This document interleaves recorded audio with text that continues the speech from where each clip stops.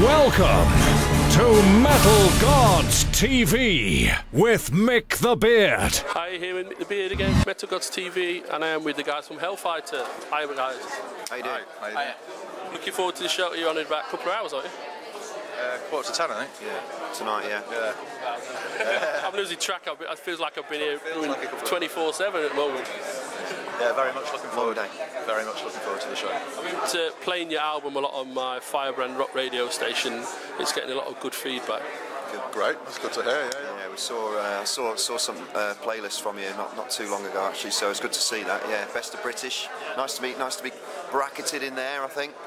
Cool. Thanks very much. Yeah, appreciate it. Well, I think it was here last year I spoke to you guys, wasn't it? Yeah, or was it Hammerfest earlier this year? Well, it's still here, isn't it? Yeah, here. Well, it was one of them. Yeah, earlier this year. We just came. We didn't play. We just came. We just turned up and had a chat with some people because we were just ligging and we had nothing better to do. Just thought there might be some free beer in it. So what's happened since then? I mean, I know you've sort of been promoting the new CD and everything. Well, album's come out. You might as well. Yeah, album came out at the beginning of the year. We've done a few gigs to support it. We've just started writing new material and just trying to keep it moving on and forwards, really. Done plenty of gigging? Yeah, we've done a few. It's sort of been a bit of an awkward one this year, hasn't it? Because we kind of changed agents and stuff, so I think timing was a bit of an issue that we've struggled with this year in terms of missing some of the festivals with changing from one agent to another and stuff, missing deadlines and things like that. But yeah, we're trying to get as many in as we can. So what's in the offing next year? Anything lined up? Cracking on with the new album. Yeah. We've probably got, 4 or 5 songs done? So far, yeah. And, a steady pile of riffs turning up, so there's no shortage of stuff to go at, you know. Hopefully we'll get on at Bloodstock and a few of the other festivals, maybe Download. Just keep pushing forwards, upwards and onwards, really. Oh, you seem to be with a good crowd now. They'll push you forward. Yeah, I'm hoping so. You know, I think the album's got the weight behind it. Mr. Sneak produced it and made it sound rather excellent, and I really think the songs speak for themselves. So, how did that come about with getting Andy Sneap on you? I've known Andy from back in the Sabbath days when I was in Zentrix. Our first tour was out with Sabbath, so I sort of kept in contact with him, and when it came time to do the record, we weren't really going to ask Andy, mainly because he's quite a high-level producer, should we say, for us to do. But he actually said, "No, come down and record it at ours," you know. So, all right, fine. And you know, I've done some video stuff for him, for his band. I did some stuff for Sabbath, and I did some promo vid for Hell, which we did this time last year. Actually, it's almost like a year ago since we shot it.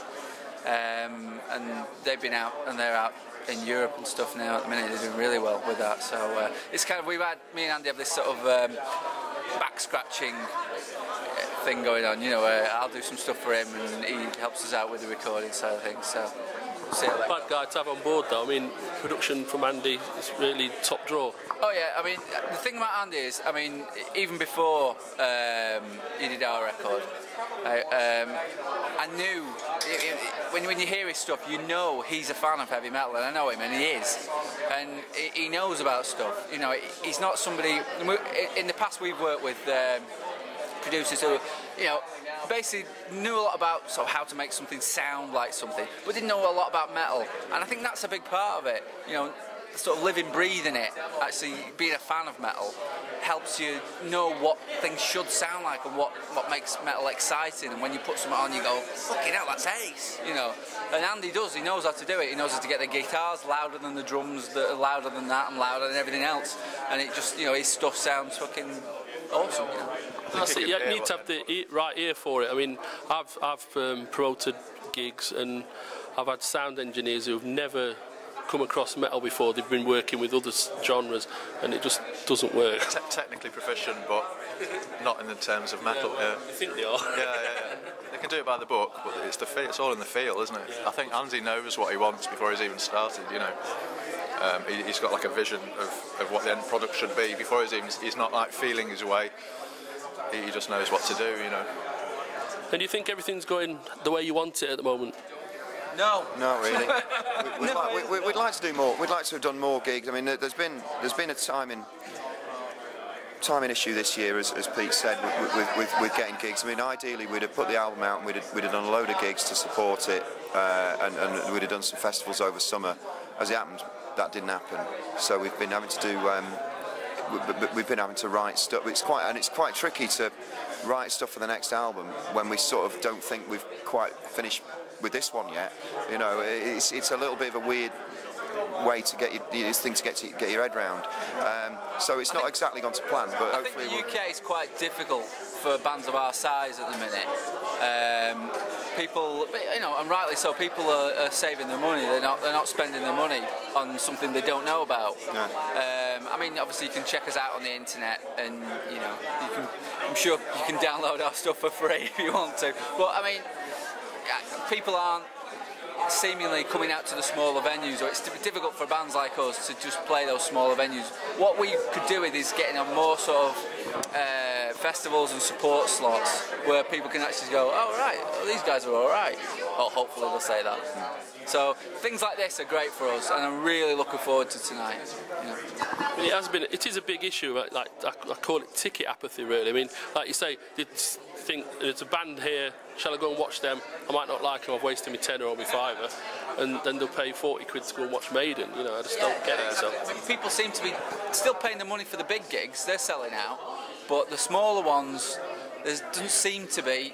I mean, maybe people will tell me that that's not the case in their district, but in our area, you know, Manchester, there doesn't seem to be that much going on for the smaller covers bands of getting people in through the door, because people know what they're going to hear, whereas, you know, in some circumstances it might be like, who's Hellfighter? The thing is, they do that and they'll say, well, why did that venue shut? Why has that band disappeared? And you know, you really do have to support the smaller bands and the smaller venues for the scene to grow. You know what I mean? Yeah, and that's it. And you wonder why you go to your local venue and like all the toilets are hanging off the wall and all that stuff. It's because no one, you know, people aren't going regularly enough to make them, you know, keep them looking good and all that sort of stuff. It's a circle as well, because I don't think promoters have got the money to pay bands to play. So you've got this sort of like catch-22 situation of bands playing for nothing. Which through history bands have done and always will do. You know, if you want to do it, that's part and parcel of growing up as a band, isn't it? It's gigging for minus money. It's just the way it goes. At the minute, it seems like Europe's the place to be if you're in a metal band. It seems to be that they look after their bands there. I mean, they historically always have, you know, and the venues seem to be run a lot more professionally, and the promotion seems to be a lot better. So we'd be looking really at the minute, hopefully next year, to get out and play some European, particularly festivals and things like that. You know, yeah, Germany and Holland. So hopefully I'll be proved wrong, and the UK will be fantastic, and you know, next year we're going to kick off next year. Yeah. 2012 is the year of UK metal. Yeah. We need to support British heavy metal. That's all. That's why I do the Best of British radio show. So. Yeah. I love it, but it seems to be, like you said, I think the past 10 years we've just had a big Scandinavian influx that's, I don't know, it seems to push the British metal to one side. Right, okay. Yeah, no, it's right. There is a lot of Scandinavian bands there at the moment, and it's good. They've got a certain sound as well, and that Gothenburg thing going on and all that sort of stuff. But there's a lot of good British bands out there. We did a gig last night in Bradford with Huron supporting us, and we're on just before Huron tonight on stage 2. And they're a good bunch of guys. There's a lot of bands like that are, you know, powerful British metal, and you know, there's a lot to be proud of in this country in terms of metal. People should get out there and support it. Well, have you got a final message you'd like to give to the guys out there? Well, yeah. Buy our CD. Buy our CD, buy our shirts. Check us out on hellfire.co.uk and Facebook and Twitter and all that rubbish. And hopefully see you next year. Cheers, guys. Nice one. Cheers. Thanks so much. May God have mercy on your soul.